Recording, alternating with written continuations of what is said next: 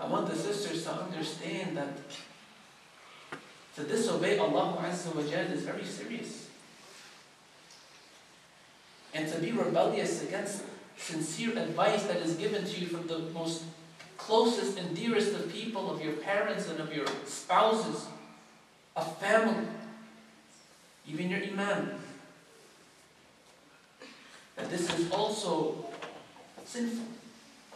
This is something that Allah Azza wa Jal does not like, does not accept.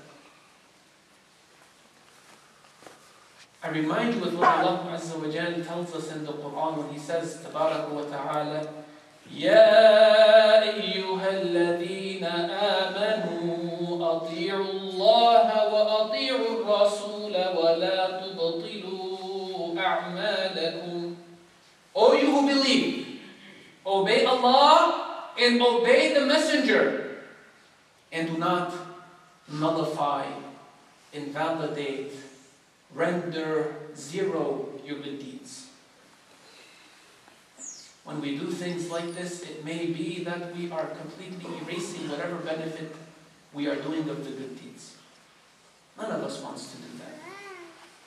And we conclude with a hadith that is a hadith that should offer us hindsight, because the Prophet ﷺ, when he speaks with knowledge that Allah gives to him. Divine knowledge, divine vision. He does not speak making up anything, but it's revelation of what Allah gives him. Listen to this hadith of Abi Hurairah radiyallahu ta'ala anhu, أن رسول الله صلى الله عليه وسلم مر بقبر. That once Allah's Messenger passed by a grave. And then he asked, saying, من صاحبكم هذا? Oh, ومن صاحب هذا القبر? He's saying, who is this person of yours? Or who's this person that's buried here in this grave?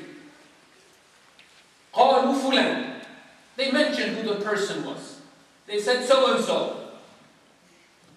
And then the Prophet ﷺ said something amazing. قال ركعتان أحب إلى هذا من بقية دنياكم.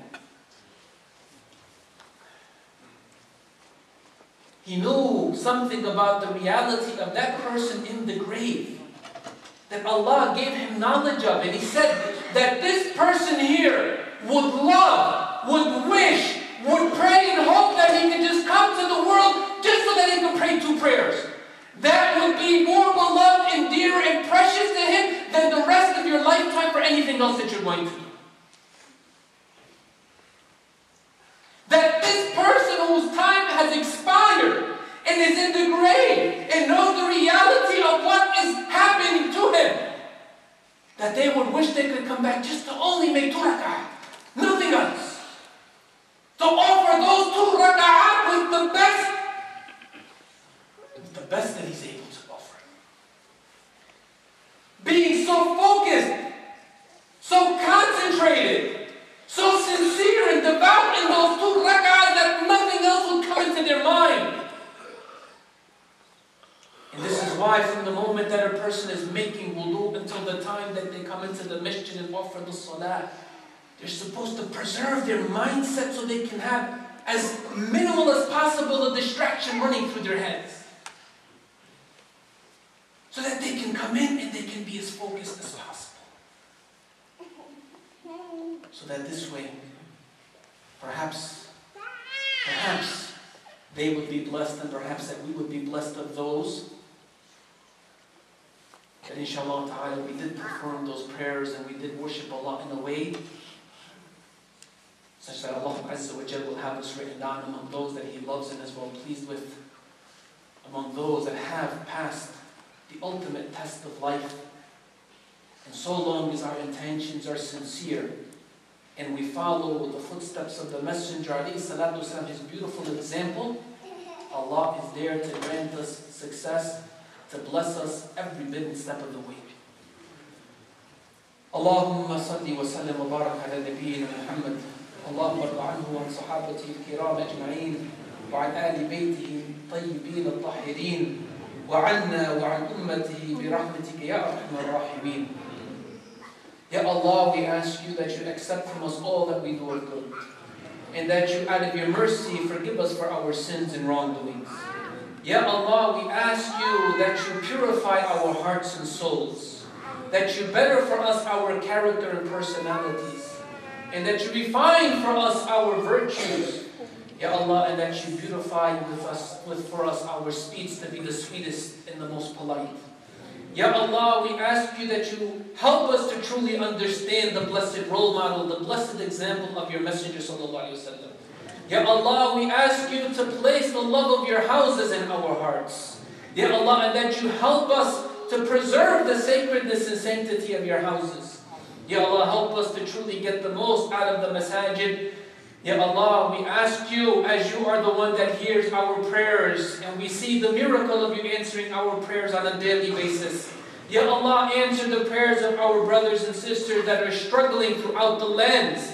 Ya Allah, answer the prayers of our brothers and sisters that are struggling in Libya, that are struggling in Egypt, that are struggling in Tunisia, that are struggling in Yemen, that are also struggling in Syria, and in Jordan, and in Bahrain, and in all the different lands.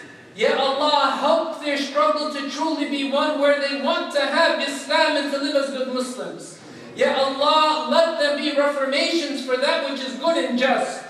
Ya Allah, we ask you that you protect them from their governments that are harming them, that are killing them. Ya Allah, we thank you for the intervention of the United Nations and our President Barack Obama for stopping the aggression that has killed thousands of Libyans. Ya Allah, we ask you that you help them to also intervene in the other countries, that they stop the leadership and governments for killing their innocent citizens. Ya Allah, and we ask you that you help them so that they do not transgress their limits and have any other ulterior motives.